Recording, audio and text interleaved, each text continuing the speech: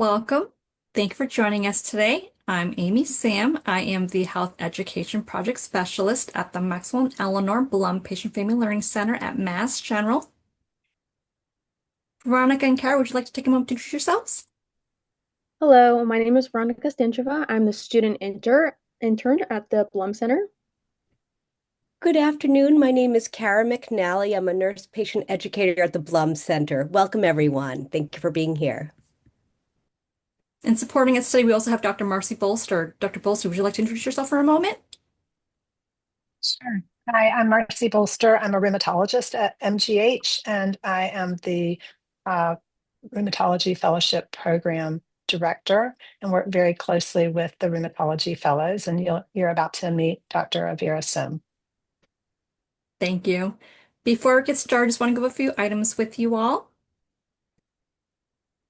Please note that today's session is being recorded for educational purposes. If you're interested in viewing the recording, it'll be made available on the Blum Center website at massgeneral.org/Blum-Center. Please note that you're in listen-only mode. Everyone has music and hear our guest speakers today. If you have a question for our guest speaker, you can use the chat feature, which is located at the bottom of your screen. We have time from the end. Only Blum Center staff and our guest speakers will see your questions. Please do not share any personal medical information or questions in the chat. If you have a personal medical question, please ask your doctor. Last, at the end of today's session, you'll be directed to a brief survey, which we'd like to ask you to complete. Your feedback is important to us as we plan future programs. All right, so I'm going to turn it over to Veronica, who will introduce you all today's guest speaker. Hello, everyone. Today, our featured guest speaker is Dr. Avira Som. She is a rheumatologist at Massachusetts General Hospital. She's in her second year of rheumatology fellowship training. During her fellowship training, she is focused on medical education, and she holds a clinical interest in arthritis, as well as in, and I'm going to butcher the pronunciation, slur. You know what? Scleroderma. There you go. Perfect. She is here today to give us a talk on osteoarthritis. Please join us in welcoming Dr. Som. Thank you. Is it okay if I go ahead and share my screen now? Okay.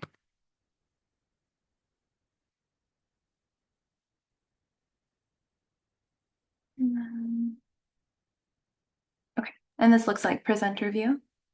Looks great. Perfect. Okay. Hi, everybody. I'm so happy to be here talking about osteoarthritis today. I'm sorry that we couldn't meet in person, but I hope everybody is staying very warm in this bad weather. So, as was mentioned, today's topic is osteoarthritis, and the title is Understanding Osteoarthritis, Keeping Your Joints Moving. I'm Avira, and I am a second-year rheumatology fellow at Mass General, as was mentioned. Please feel free to type your questions in the chat throughout the presentation, and then there will be plenty of time for Q&A at the end as well. So the objectives of the talk today will be to define what osteoarthritis is and how it affects the joint, recognize common symptoms of osteoarthritis, review evidence-based treatment options, which do exist, and discuss emerging research on GLP-1 medications and their potential role in osteoarthritis care. So this works a little bit better in person, but you can think about this individually. If you feel comfortable, you can put a thumbs up or a yes in the chat. But I'm curious as to who in the audience has experienced knee pain, hip pain, trouble with walking up and down stairs, or pain at the base of the thumbs.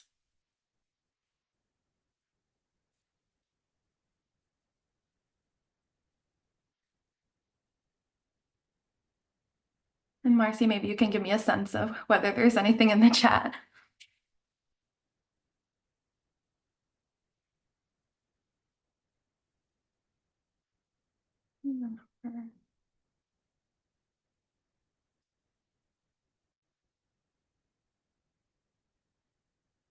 Okay, I see that several people have posted in the chat about knee pain, hip pain, pain at the base of the thumbs.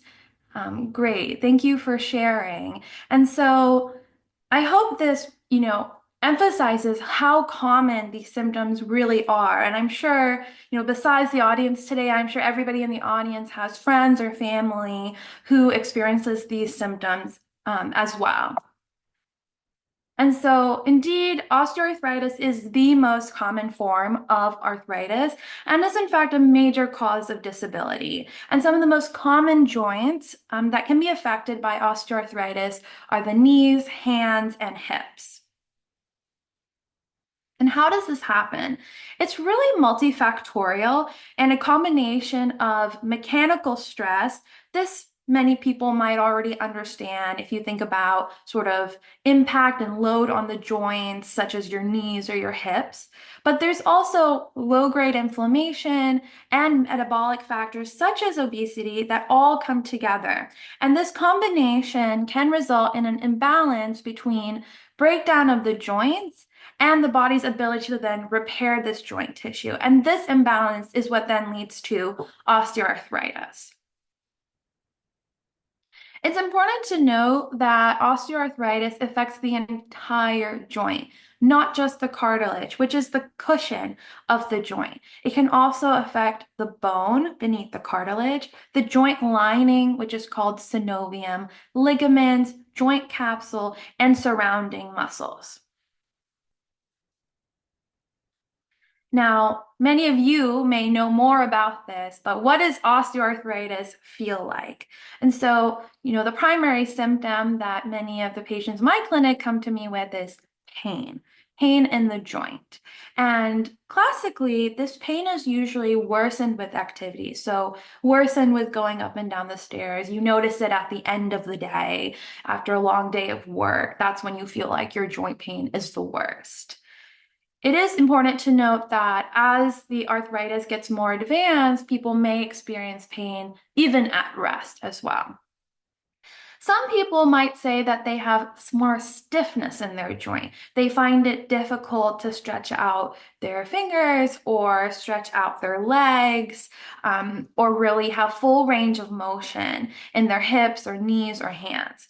You may even notice swelling in these joints with osteoarthritis. And some people, especially as the disease progresses, may notice instability in the joints. You might feel like your knees sort of giving out underneath you.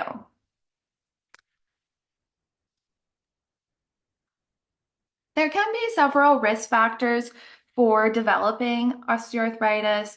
For hip and knee osteoarthritis, heavy work, high impact sports are common risk factors that both of these joints have. For hip osteoarthritis, actually hip deformities can be a risk factor. And then for knee osteoarthritis, age, female, sex, and obesity can be additional risk factors in addition to previous knee injury for developing osteoarthritis. Many people come to me and say, my mom has osteoarthritis, my grandma has osteoarthritis. Does that mean that I'm going to get osteoarthritis too? And the answer is not necessarily. So osteoarthritis typically in late adulthood is multifactorial, not just genetics. There can be a larger contribution of genetics to hand and hip osteoarthritis and lesser so in knee osteoarthritis. So it's not a fact that if your mom or your dad has osteoarthritis that you'll definitely get it too.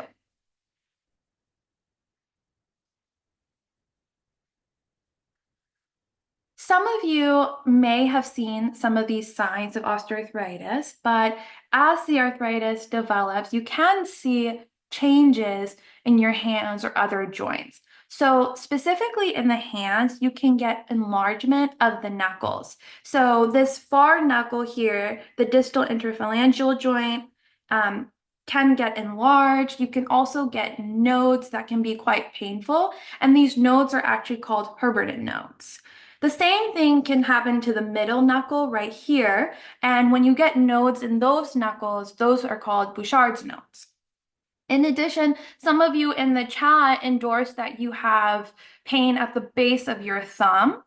And that is a very common place for osteoarthritis. And as the arthritis develops, you can actually notice squaring at that joint. And when you go to your doctor's office and they're looking for signs of osteoarthritis, these are some physical exam findings they could be looking for. In addition, x-rays are a key tool to evaluating osteoarthritis, and many of you may have gotten x-rays of your hands, your knees, or your hips when you've gone to the doctor's office. This is an example of a knee x-ray. You can see here at the top, I'm not sure if you guys can see my arrow, but at the top is the femur bone, and at the bottom is the tibia. And the space in between is the joint space. And typically you want to actually see space there. And you can see that on the medial side, where there's arrows marking joint nearing, you can barely see that space. Whereas on the other side, that space is enlarged. And this is a classic finding of osteoarthritis in the knee. There's also an arrow marking what's called an osteophyte or a bone spur, and this can be an additional sign of osteoarthritis that we can look for on the x-rays. So I wanted to kind of talk through a couple of statements that you may have heard, you may have thought of, and walk through whether these are myths or if they're facts. So maybe I can have the chat open for here. So again, if you feel comfortable, you can put your thoughts in the chat, but how many people think exercise makes arthritis worse? Is this a myth or is this a fact?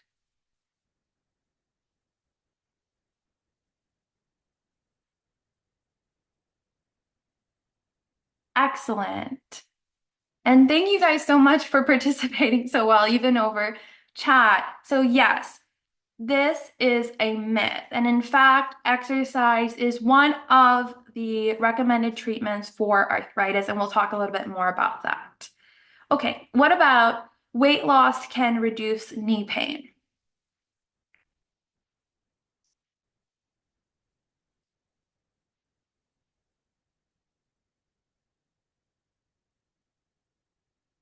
Great. Yes, this is a fact. Weight loss can indeed has been shown to reduce knee pain. Of course, it's not the only factor to consider. Okay. X-ray will always match the level of pain.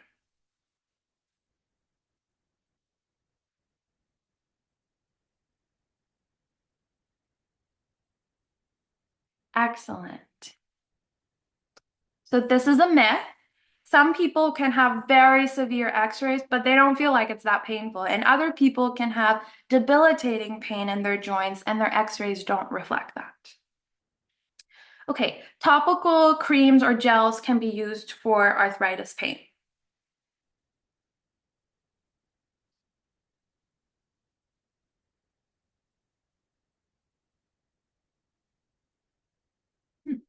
Amazing. Yes, topical creams or gels like diclofenac gel is an option that can be effective for arthritis pain. What about if I have osteoarthritis, I will eventually need a joint replacement?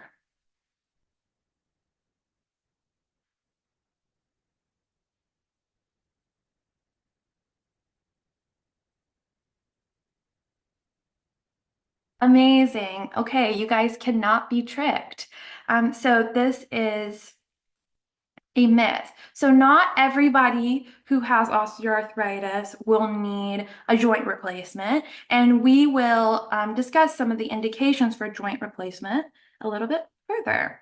And so this is a nice segue into talking about treatment options for osteoarthritis. So the American College of Rheumatology actually has guidelines for osteoarthritis that were published in 2020 reflecting 2019 data. And they actually separate the treatment into sort of two categories. The first being physical, psychosocial, and mind-body approaches. And one of the key tenets to treating osteoarthritis is to keep moving. And so on that note, exercise can be very effective and very important for treating osteoarthritis. And this can include, self-directed exercise, physical therapy, and some people, ask what's the best exercise, and we'll talk a little bit more about options. But the truth is the best exercise is the one that you'll do. So if there's an exercise you hate doing and you're never going to do it consistently, I wouldn't recommend doing that. As we discussed, weight loss can be helpful for knee and hip osteoarthritis, and actually Tai Chi has been shown to be effective for knee and hip osteoarthritis. There's another component of support. So there are self-management programs that help think about goals, exercise, and how you're going to sort of create a plan to address and treat the osteoarthritis. And you can also have supportive devices such as knee braces, hand braces, or another assistive devices such as a cane. And the hand brace specifically can be helpful for osteoarthritis that's at the base of the thumb. And so talking a little bit more about exercise, and again, these are options, but essentially, you really are working on strengthening, you are working on keeping that joint active, but in a low impact manner. So walking can be great. Walking can be great for your osteoarthritis. Cycling or stationary bikes can also be helpful. Strengthening exercises, neuromuscular training for when you have sensory motor difficulties, and aquatic exercise is actually a great option and a low impact option to help your arthritis. I'm curious if anybody in the chat wants to share whether they use a stationary bike or aquatic exercise, if there's a particular exercise that they've found to be very helpful to them.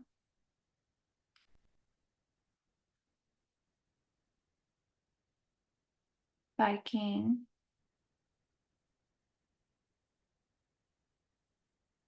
Walking, swimming. Ooh, water Zumba sounds really fun. Tai Chi, great. Excellent. I think I'm going to try a water Zumba as well. Okay, great. But of course, sometimes exercise is not adequate and we need to think about medicines or pharmacologic management. So we talked about diclofenac gel earlier. You can find this in the pharmacy over the counter. It's usually called Voltaren gel, and you can use this up to 4 times a day, and you can put it right on the joint where you're having pain. So you can put it at the base of your thumb, you can put it on your knees. It may not be as useful for the hips because the hips are a deeper joint. If you have bursitis, it can still be helpful. And one of the nice things about diclofenac gel is that it's essentially ibuprofen in the gel form. So it has less of the side effects that may be associated with medicines like ibuprofen. Moving on to medicines like ibuprofen, naproxen, meloxicam, these are all medicines under the non-steroidal anti-inflammatory drugs category. And these can be very effective and they can be helpful for pain relief. It is important to note that they can have, some side effects, including stomach upset. They're not recommended if you have history of stomach ulcers or gastrointestinal bleeding. And in addition, long-term use can affect the kidneys. So, every person should have individualized care and think about whether medicines like ibuprofen are appropriate for them. But generally speaking, they can be effective in terms of pain relief. And then there is intra-articular glucocorticoid injections. And feel free to share if you've heard of this before or if you find them to be helpful. These are when you locally inject steroid into the joint. They can be done to the knees, to the base of the thumb as well. And for joints that can be more difficult to inject via landmarks, you can also use ultrasound. You can also use ultrasound for knee injections or the base of the thumb injections as well. These can provide short-term relief, and they can also be effective at pain relief. Typically, you wouldn't want to get this more than 3 to 4 times a year, and the long-term benefit of these injections is less clear, but they can have short-term pain relief.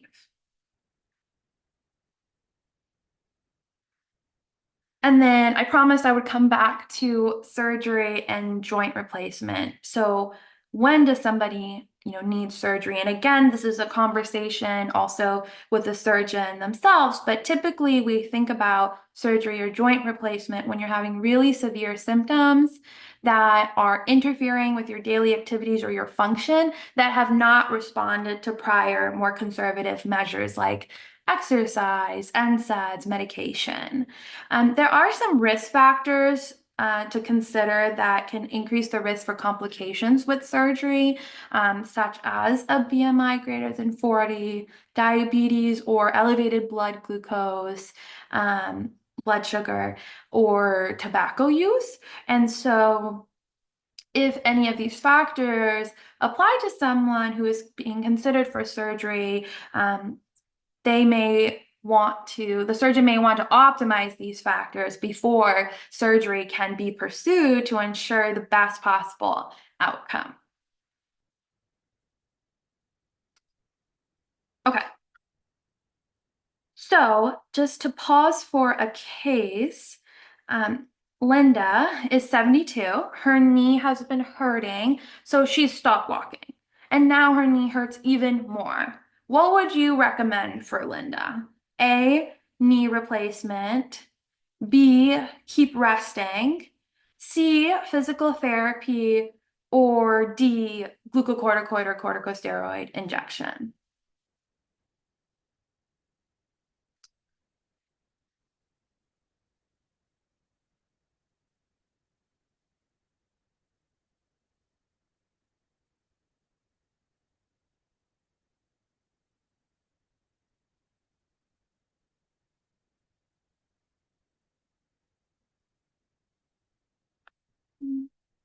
Okay.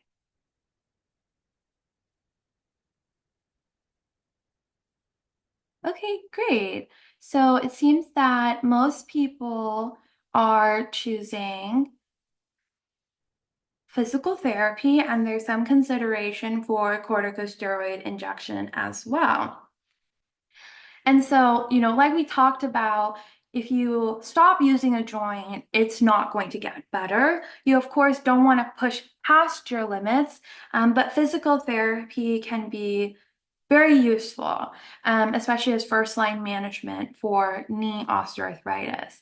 But there has been some discussion, about comparing physical therapy to these steroid injections, and is there any difference?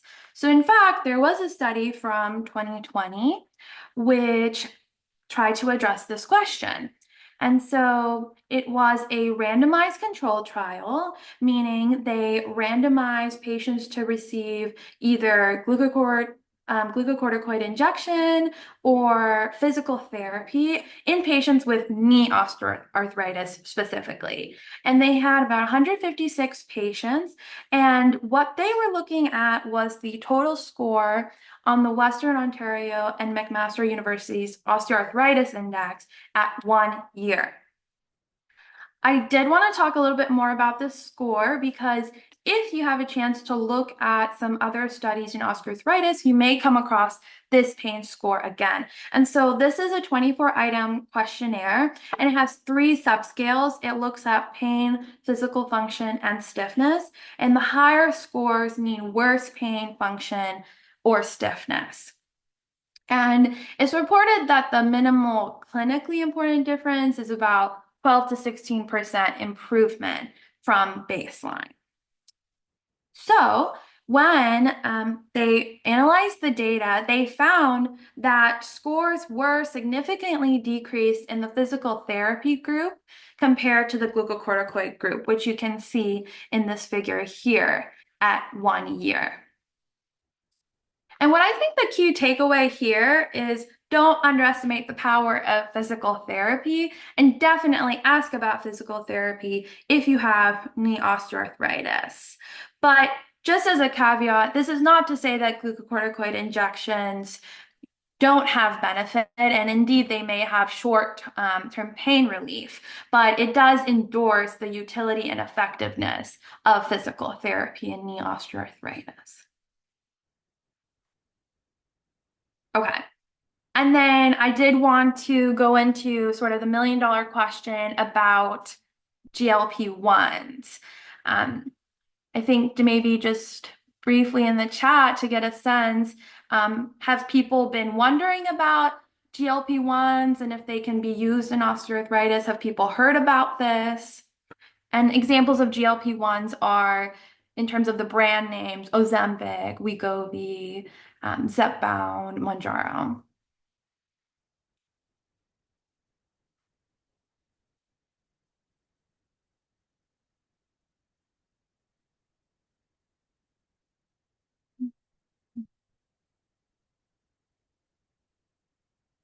Okay. Okay, so it seems like this is not something that people are as familiar with. So indeed, this is actually an evolving discussion and something, especially in the arthritis world, that people are very interested in considering. So just as a sort of summary, the GLP-1 receptor agonists are approved for type 2 diabetes and weight management. Some of you may have heard of these medications in the news or maybe on them for diabetes or weight management. So semaglutide is otherwise known as Ozempic or Wegovy, and then tirzepatide is otherwise known as Mounjaro and Zepbound. They have different names whether the indication is for diabetes or weight management. But the question is, can they be used for more? We want to maximize the utility of these medications. And so actually in 2024, there was a study that was published about once weekly semaglutide. Again, this is like Ozempic or Wegovy, being used in persons with obesity and knee osteoarthritis. This was another randomized control trial, and it was comparing once weekly semaglutide to placebo in patients with knee osteoarthritis and obesity. They actually had more than 400 participants, and they were looking at the percentage change in body weight and also the change in the same pain score that was used in the previous study from baseline to week 68. So they followed these patients for more than a year. And you can see that, as expected, the top figure is about reduction in body weight. So as expected, there was a significant reduction in body weight in the semaglutide group. But in addition, there was also a significant decrease in the pain score in the semaglutide group as well when compared to placebo. So this is really exciting, but I think somebody mentioned this in the chat as well. You know, we already talked about how weight loss can be effective for, improving knee pain. So is this effect just from the weight loss itself, not from the GLP-1 receptor agonist? And there has been some studies looking at that, primarily in cell and animal studies. It's pretty limited in human studies, but there have been some preliminary evidence showing that the effects of GLP-1s go beyond weight loss. So there is some evidence that it can actually help protect cartilage. So that would be chondroprotective effects, reduce inflammation via immunomodulatory effects, and actually improve pain signaling.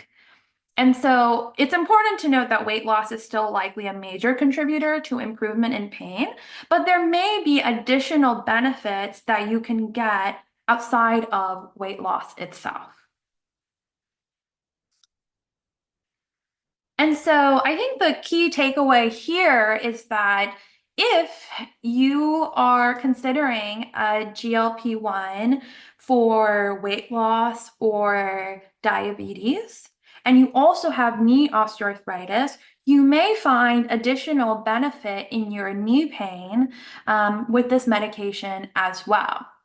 And there's definitely more data to come. This needs to be further evaluated, studied in other forms of osteoarthritis, since this study was in knee osteoarthritis. It's also important to mention that not everybody is a candidate for GLP-1s, so it can cause some, stomach upset, nausea. You shouldn't take the medicine if you've had pancreatitis in the past or medullary thyroid carcinoma. And so it is an individual discussion with your provider as to whether this is a medicine you could qualify for. But definitely something to consider if you have knee osteoarthritis.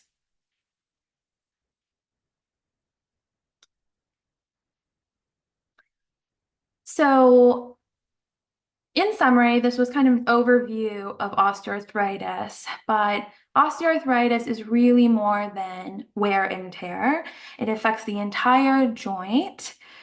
Pain is common. Osteoarthritis is the most common form of arthritis, but it is important to know that there are treatment options available. Physical therapy is a very effective treatment option and should not be underestimated. And keep an eye out for further studies about GLP-1s and osteoarthritis. And if you require this medicine for other indication, you may find additional relief in your knee osteoarthritis with this medication as well. Okay, I think there's a ton of questions in the chat, and we've definitely ended a bit early, so I'm happy to answer questions at this time. Should I stop sharing? Yes, that would be great. Okay. Great. Dr. Som, that was wonderful. Thank you so much. I think that you defined osteoarthritis very well and had wonderful engagement from our audience in terms of their participation in the chat. So thank you to them for being so involved, and especially since we had to go to a virtual format for today. It would have been fun to be in person for sure.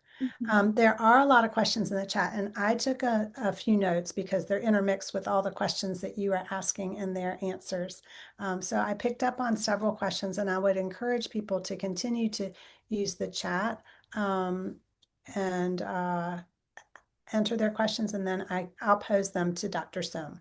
So let's start with, is X-ray the only way to diagnose osteoarthritis? That's a good question. I think that, like we were talking about, the X-ray findings may not always reflect the level of pain that somebody is having. I think X-ray is very helpful to see structural abnormalities. So we're talking about the narrowing of the joint space, bone spurs. In the hands, we can also see narrowing of the joint space. But I think it's also a clinical diagnosis in looking at your symptoms. And if your symptoms match an osteoarthritis picture, that may be enough, even if your x-rays don't reflect that same level of pain. Okay. I agree with that. I think that's right. It's important to remember that it's a clinical diagnosis. I guess x-rays can also help make sure there's not something else going on. And is there a medical test for osteoarthritis? There is for, other types of arthritis like rheumatoid arthritis. Right. So I don't typically use blood test. I think that's what they're referring to diagnose osteoarthritis. And do you have an idea of why what's the connection between women and osteoarthritis of the knee? Why is it more prevalent in women? Yeah, I saw that question. That's a really great question. I don't know that I have the answer as to why. That's certainly something, that the data has shown, but I think that's a really great question, and I'm happy to look further into that. I don't know, Dr. Bolster, if you have any thoughts. I think it's intriguing. My suspicion is that it may have to do with, there are other types of mechanical things that come up for patients that occur more in women than men, and it's thought to be attributable to the the shape of the pelvis and the pelvis tilt. Mhm. And we know in osteoarthritis of the knees that men tend to get more often the narrowing on the medial aspect, the inner aspect, and women tend to get lateral joint space loss. And again, that probably relates to the mechanics or anatomy of the pelvis and the forces that are generated onto the knees. So it may be that that accounts for part of the difference. It's not really thought to relate to hormonal influence, which some of our other diseases, like autoimmune diseases, tend to have that hormonal influence. So I do think it's intriguing. And then if the patient has, or if the person has gastroesophageal reflux disease, can they still use topical diclofenac? Yes, I think that's a great example of somebody who may tolerate diclofenac gel, and if they don't tolerate the oral NSAIDs like ibuprofen. I will say that diclofenac gel may have a tiny bit of systemic absorption, but that is exactly the type of person that I would say, let's try diclofenac gel instead. Thank you. And is there a recommendation that you have? The question is how to increase the flexibility of the finger joints. So is there any kind of, I guess, maybe exercise or therapy that might help that? That's a good question. And I'm sure that there are definitely specific exercises that you can do. I also feel that occupational therapy, we didn't talk so much about occupational therapy in this talk, but occupational therapy can be a great resource to really try to improve function of joints because it's different from physical therapy. Occupational therapy can help with, how to improve function, and they also are very helpful in terms of the specific braces and splints. The other thing I'll say is that some people use like paraffin baths, and that can sometimes help warm up the fingers and help with flexibility. Yeah, helpful. And then there's a question. I'm going to avoid like the personal aspect of some of the questions, but there is a question that says, once a patient is starting to approach the need for surgical intervention with knee replacement, how long can they stay without having the knee replacement performed? Mhm. That's a good question. And it's probably individual to each person. I think a good way to think about this is at, at the end of the day, it's your body, right? And so if you are finding it difficult to do your daily activities and function, I would say that's the point in which you need to, and nothing else has worked, that's the point at which you need to consider joint replacement. Now, nobody's going to force you to get a joint replacement. I don't know that there's, you have to get it within a day or anything like that. But in terms of sort of the trajectory of treatment for joint replacement, probably at that point, these other conservative measures are going to be less effective. And it's time to have that discussion with the surgeon. Yeah, and I think I completely agree. I think the other part of that is to remember that this is an elective procedure. And as Dr. Som said, it's not an emergency. You have to have it done tomorrow. So with an elective procedure, sometimes people will delay it longer than others will. Somebody might delay it to the summer because they're a teacher and they want to have the surgery over the summer when they have the time off to recuperate and rehabilitate. Other people might delay it until they have appropriate family support to help them at home or the needed family support. So once the decision is made for the joint replacement, I think there are a lot of kind of characteristics that go into the exact timing. And the only harm is that there can be ongoing arthritis progression, which tends to be slow for most patients. So again, as Dr. Som said, it's not an emergency. Okay, here's one that frequently comes up. Do you have any information or guidance about PRP injections, so platelet-rich plasma? And what do you advise your patients about that? That's not something that I have recommended personally, and I don't believe that it's part of the recommendations, strong recommendations in the guidelines for osteoarthritis. I know that it's done, and I know that's something that people can discuss with surgery typically. I would say likely in these cases when they're not part of the strong recommendations, there's usually limited evidence.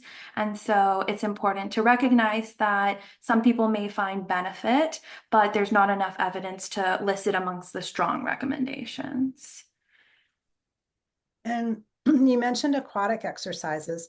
How does someone get started? Do you have any recommendations for how aquatic exercise can be used and helpful? Yes, so I actually think that YMCA can have aquatic exercises as well. And I think local gyms, if they have access to a pool, can have aquatic exercises. If you have your own, I actually saw in one of the chat that there's some YouTube channels that have exercises that they can tell you if you have access to a pool yourself. I just think aquatic exercise is great because of the low impact nature to it. And so you may be able to do more exercises with the support of the water than otherwise. And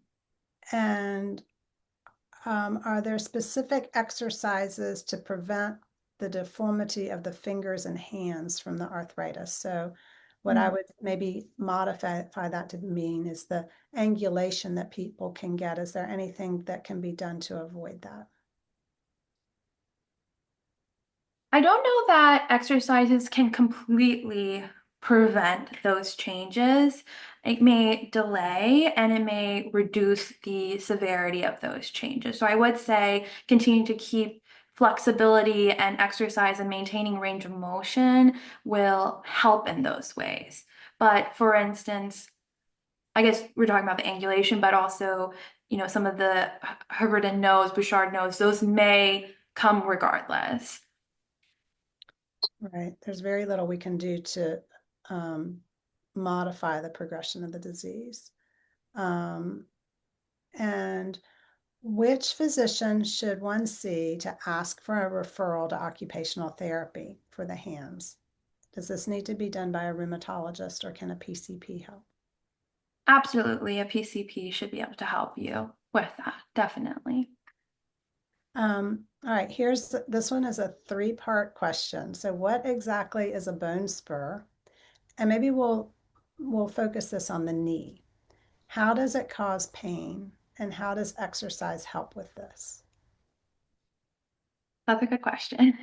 So, I can help too. yeah. So essentially, when you have, like we're talking about within this multifactorial full joint involvement, you're sort of having breakdown of the joint space, and there's also reaction from the body to inflammation and breakdown, and sometimes that can lead to sort of overhanging pieces of bone that we can see as a bone spur.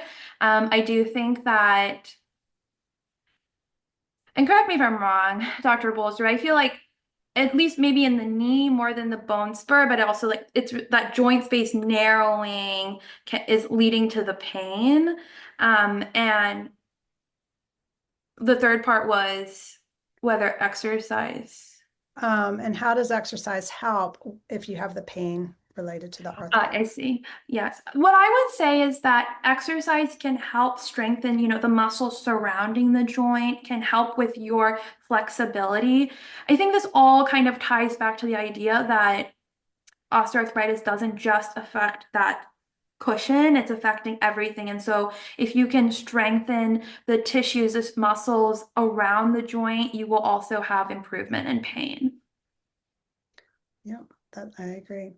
And I think it's not, I mean, the bone spur is really just, I would think of it as excess bone formation, and why it forms it as a little spur or that little ledge kind of thing.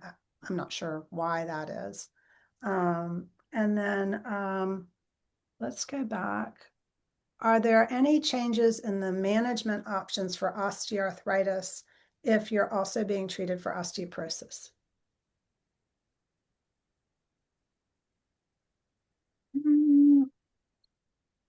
I'm just trying to think if there's anything that I could think of. I wouldn't think so. I think it's very important to be treated for both and very important to be treated for osteoporosis because you don't want to have weak bones either. And in addition, actually, weight-bearing exercise like walking can be helpful for both osteoarthritis and osteoporosis. So, no, I wouldn't think that there's no issue in being treated for osteoporosis that should get in the way of your treatment for osteoarthritis. Okay. And then there's a question, it's hard to,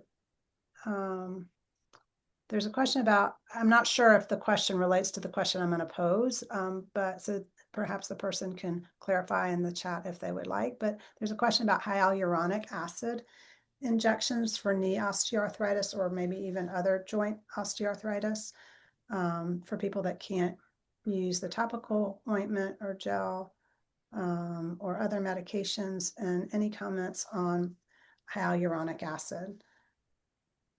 And Yes, this is a question that frequently comes up for sure. yes, I think this is a similar as well, where there's probably limited evidence, so they can't make strong recommendations for this per the guidelines, and it'd be more conditional recommendations. Again, there may be some people who find benefit with these injections, but they're just not part of our first line recommendations because of lack of evidence. And that's typically something, in my experience, that's typically something you would get from orthopedic surgery. So like, for instance, we don't offer that in rheumatology clinic. And I think I just might add a little bit to that because historically rheumatologists did administer these injections, but the studies really showed that they weren't more effective than placebo, in which case they did not make it into our guidelines for recommendations. The American Academy of Orthopedic Surgery still has they have found it to be part of their recommendations. So orthopedic surgeons may continue to do these injections, and it's just a difference in how two specialties kind of review the literature and experience and make recommendations. So it would be less common, although probably there are rheumatologists that are abiding by the orthopedic guidelines. I don't know. So there might be some rheumatologists who are doing this, but in general, it's not something that we're offering in general. Okay. Thank you. Love the Blum Center. So helpful. That's a wonderful comment. Does osteoarthritis affect the blood circulation in the fingers? No, I'm not aware of osteoarthritis affecting blood circulation. No. And then, do you have any comments? Again, I'm not sure I'm interpreting the question correctly, so please feel free to clarify in the chat, but there's a question that says acupuncture and also heat or cold application. So I guess the question relates to, can acupuncture be used as a therapy for osteoarthritis, and what about heat versus cold? Yes. So definitely, actually, it's funny.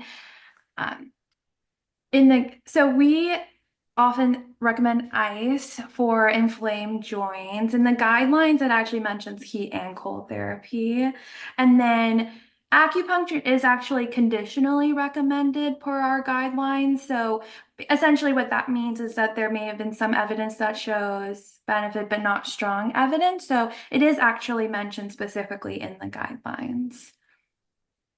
It's something to consider. I honestly am not exactly sure how you go about finding an acupuncturist, but it is mentioned in our guidelines. I think that there are ways to refer within the MGH system to acupuncture, actually. And I agree, many patients do find it to be helpful. Does osteoarthritis of spine and feet affect the nerves in the feet? That is a good question. So You can certainly get osteoarthritis in the spine, and sometimes with osteoarthritis, you can get sciatica, so you might have, compression of the nerves and get sort of nerve-related or burning pain down your leg. As far as the feet go, you can get osteoarthritis changes in the feet as well. It's important to evaluate whether there could be other causes for sort of joint damage in the feet when you do have that. I'm not sure that I would say that osteoarthritis leads to neuropathy in the feet, but some people who have neuropathy can sometimes get deformities in the joints of their feet.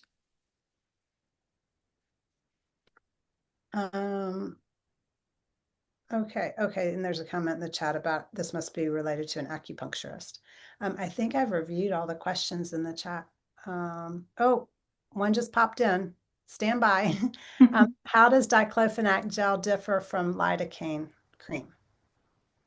Yeah, so those are two different medications. So diclofenac, again, is the gel version of the non-steroidal anti-inflammatory drugs like ibuprofen, whereas lidocaine is more of a sort of numbing cream. So they work via two different mechanisms.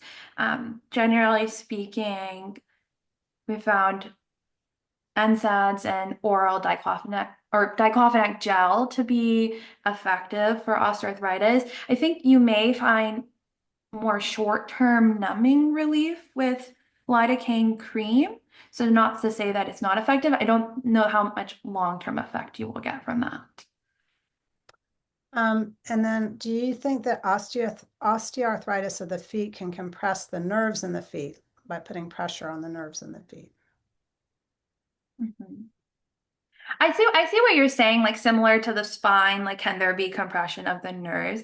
I guess I just don't usually typically see that. Dr. Bolger, correct me, but I don't typically see that as if you have neuropathy in the feet, I would think more of things like diabetes, vitamin deficiencies that could be leading to neuropathy specifically in the feet, since it's the smaller branches of the nerve. Yeah, I think the nerves are probably so small in the feet compared to the nerves coming out at the spine and just the way the spine is constructed around nerves, that you get that kind of pinched nerve, and that can then cause problems with nerves in the feet. But I agree. I don't think that osteoarthritis of the feet necessarily causes neuropathy. You've gotten lots of compliments on your presentation and discussion. And I think that concludes the questions. Oh, excellent. I really appreciate how much participation there was from the audience. That was amazing. It was. Thank you. And thank you to the Blum Center. Special thanks to you, Dr. Som and Dr. Bolster, for joining us today. Despite the weather, we made it work. I'm glad everyone was able to join us today. Hopefully everyone joining today found today's session helpful. As I had mentioned, today's session is being recorded. It'll be made available on the Blum Center website. I entered that link in the chat. It's massgeneral.org/Blum-Center. I'll give it about a couple of weeks and it'll be available there. Thank you, everyone. All right. Thank you. Stay safe and stay warm. Thank Take you. care.